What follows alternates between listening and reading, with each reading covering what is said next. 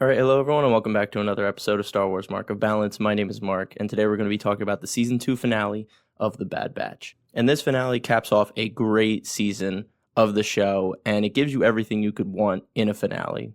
It gives us a satisfying cliffhanger that leaves us with so many open questions for next season.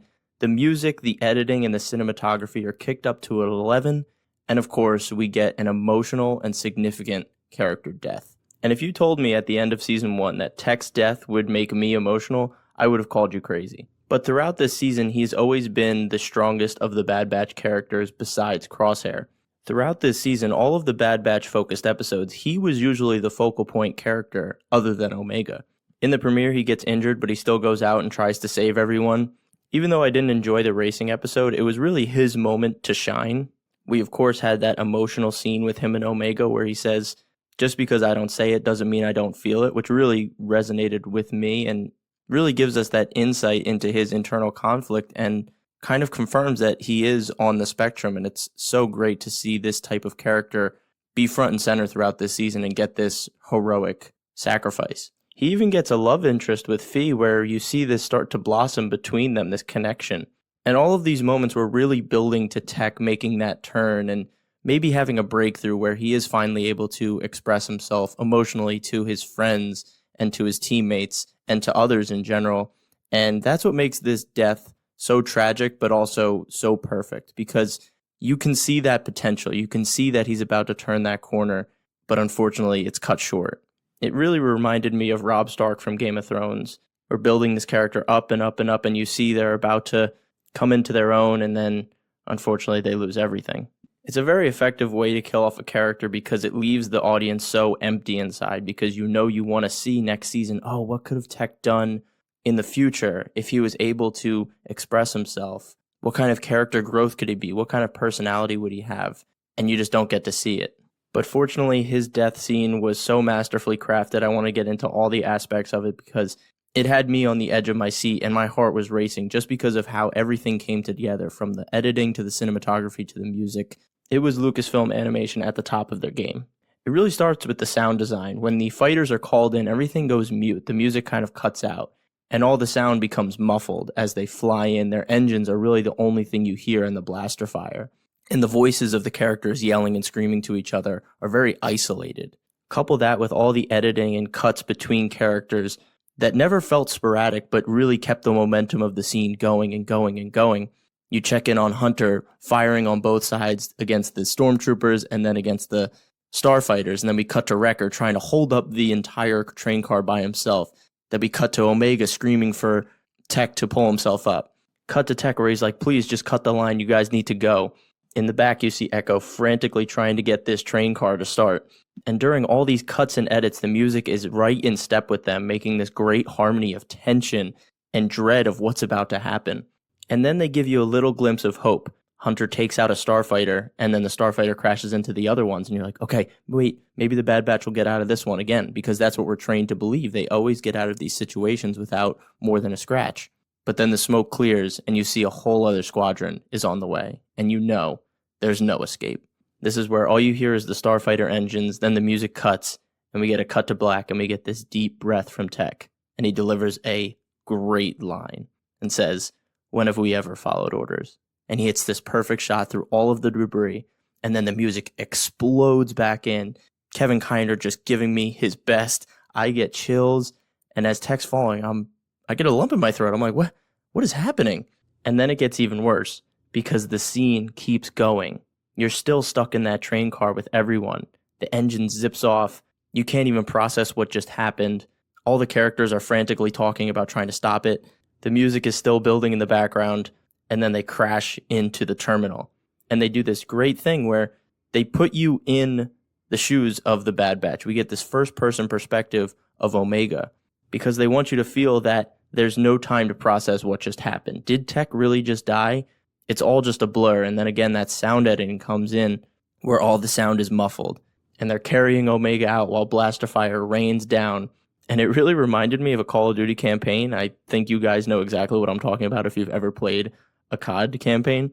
But they get away, and then Omega wakes up. And again, she doesn't even realize because she didn't have time to register. She's like, wait, no, Tech can't be dead.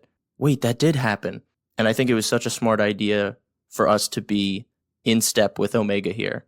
Because even me, I was like, did he really just, no way, right? And then they bring the glasses and I'm like, oh my gosh, wow, he did actually die. So I think the construction of the scene as a whole is incredible. And then overall, just outside the construction, the consequences of the scene for the show itself, it really sets the tone for where this show is going. Up until this point, season 2 was really building a very dark theme, and this death really solidifies the tone of the show moving forward. I don't think there will be many of those one-off adventure episodes, if any, in the future. I know I completely skipped over the first episode, but I really wanted to start this episode focusing on what made this finale great and the fallout of Tech's death. Then we get the scene with Hunter and Omega, where Omega is really coming to grips with what she's been through this season. Echo's left, Crosshair she's worried about, and Tech dies right before her eyes. And I appreciate Hunter here not being an I told you so guy, because I think in his mind, he expected that the road that they were on was going to end with someone dying. But here, he's just consoling Omega. He says, if you want to live a peaceful life on Pabu, that's exactly what we'll do. Because in almost every week's episode, he told everyone, we shouldn't take this mission. We should get off the Empire's scope. We should build a new life away from war. And everyone was like, no, we have to get back in there. We have to get back in there. And here are the consequences, unfortunately. Not saying that he was right or wrong, but he had grounds to say, I told you this, something like this would happen. But he didn't. And right when Omega said yes to living on Pabu again, you knew things were going to go south. Of course, through no surprise to anyone, Sid gives them up to the Empire shows up, and I thought we would actually lose another member of the Bad Batch because the way Hunter was talking, the tone and the feel of the scene, I was like, wait, are we about to lose Hunter or Wrecker here? Is this going to get even sadder? But that doesn't happen. Omega gets captured by Scorch. They're really making Scorch an asshole. He was one of the best parts of Republic Commando, and now he's just like the worst clone ever. And again, we get this great Kevin Kiner track of the Bad Batch chasing after the ship, trying to get to Omega before she leaves. And unfortunately, they're too late. And that brings us to the great cliffhanger scene where the female scientist we've seen talk to Crosshair throughout the season. And you know that she's not all bad. You can see that she has some empathy for the clones overall. And obviously, that's because she reveals that she is Omega's sister. And by sister, I think she more means like how the clones call each other brothers, because I think Omega and this female scientist are still very different at their core. Omega and Boba Fett are still the original DNA offspring of Jango Fett. They still have that original DNA strand because we saw in Clone Wars that original DNA strand is getting thinner and thinner, and it's harder to create clones based on that as the DNA gets used up. And I think the point of the Empire trying to get Omega back is that she still has that original DNA, and that'll allow the Empire to reverse engineer how the Kaminoans mastered cloning from that original DNA strand of Jango Fett, because the original has deteriorated, and who knows where Boba Fett is. I don't know if the Empire just thinks he's too strong in the underworld or with the crime syndicates that they don't even want to mess with him, or they just can't locate him, because at the end of the day, Darth Vader does hire him in Empire Strikes Back. So we have to assume that the Empire gets what they want from Omega, I think, because they obviously don't need Boba Fett for that reason. So that's another theory that I want to see kind of play out next season. Would be really interesting to dive into.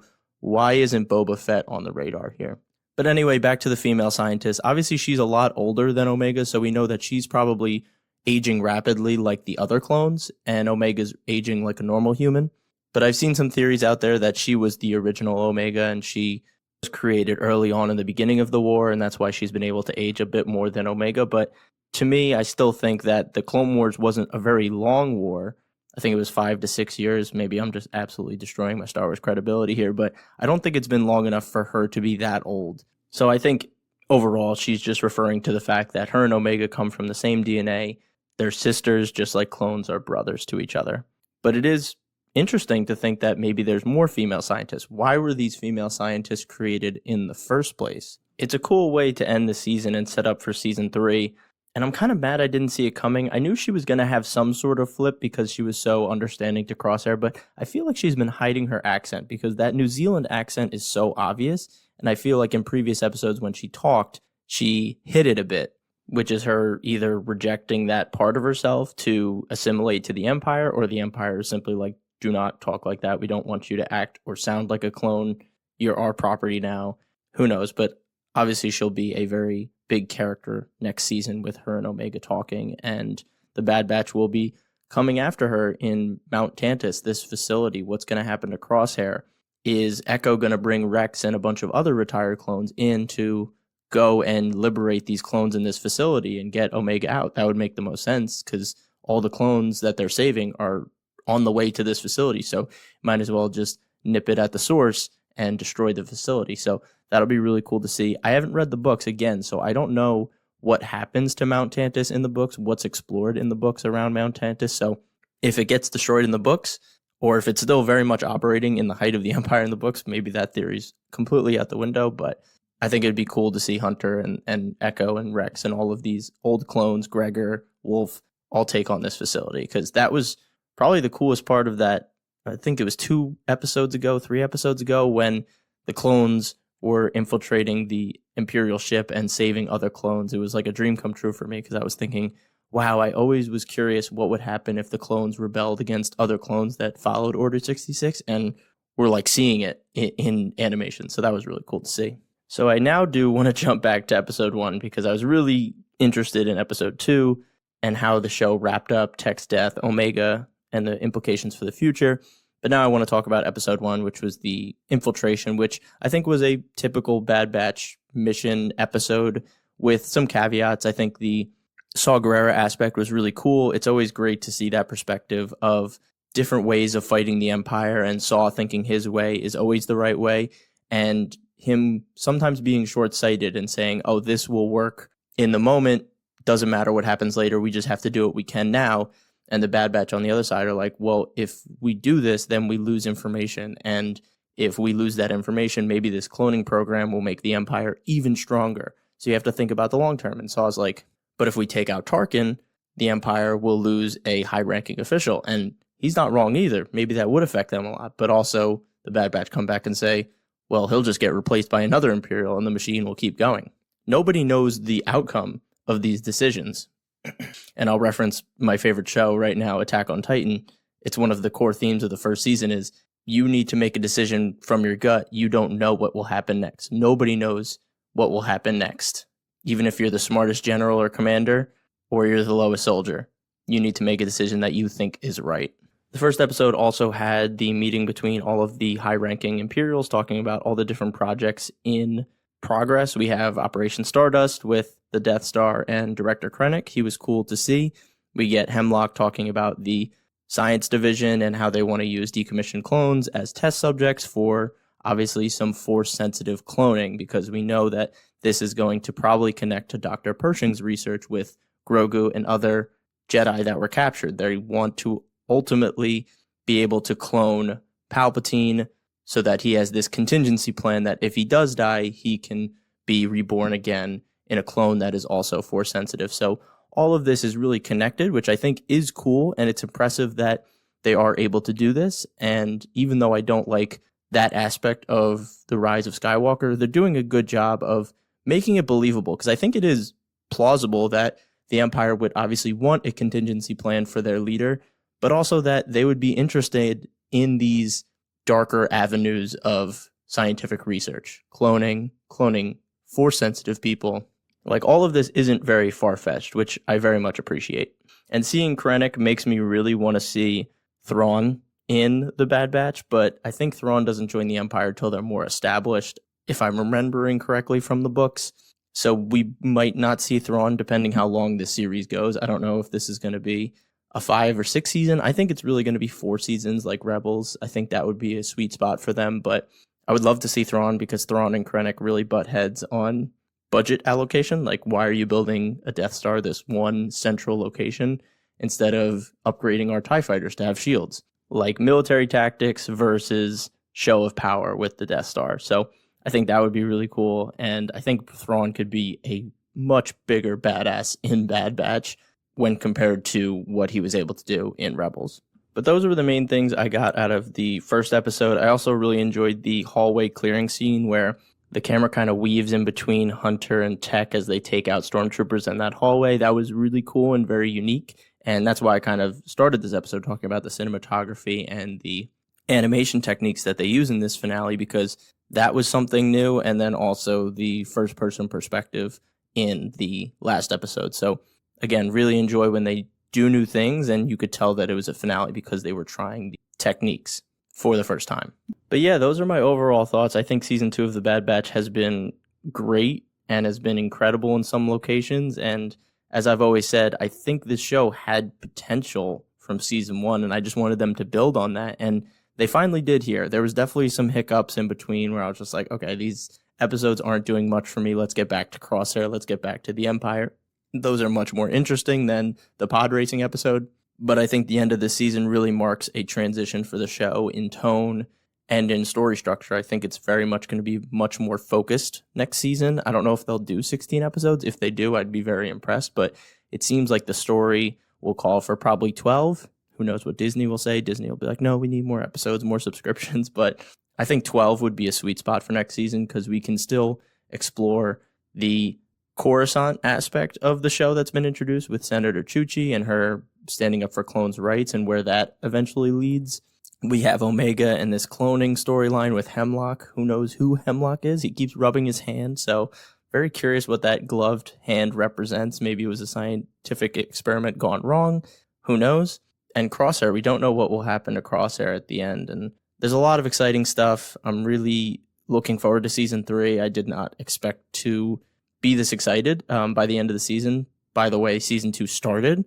So yeah, good for Bad Batch. An amazing turnaround for this show. I don't know if I'll do a whole season 2 recap like I did with season 1. So sorry, Troy, but we'll talk. Maybe we'll get one in. I'm not sure. But I definitely want to make a filler Excel spreadsheet for Bad Batch like I did with Clone Wars, because I think people could watch first season of Bad Batch and be turned off by a couple episodes, but I really think there's a lot of great Star Wars content in here that if I can trim out those episodes that might turn people off, they could really dive into it and enjoy it as much as I am right now, because I think it is on the level of Clone Wars in some aspects, and if people love Clone Wars, they should definitely be watching Bad Batch right now. So with all that being said, I really hope you guys enjoyed this episode. If you have watched The Bad Batch, please let me know what you think. Follow me on Instagram at @star_wars_mark of balance. As always, stay safe, stay healthy, and may the force be with you. Peace.